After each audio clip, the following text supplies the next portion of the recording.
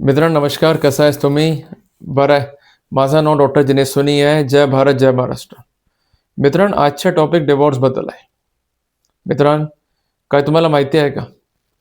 जर तुम्हाला ग्राउंड ॲडल्टरी आहे, तर तुम्ही स्पेसिफिक एव्हिडन्स दाखल करण्यास आणि प्रूव्ह करण्यास बांधील आहे. मित्रांनो, ॲडल्टरीसाठी mere phone call, mere WhatsApp chat sufficient नाही. तुम्ही हा एव्हिडन्स पेश करण्यास बांधील आहे by the virtue of which the court may draw the conclusion of physical intimacy.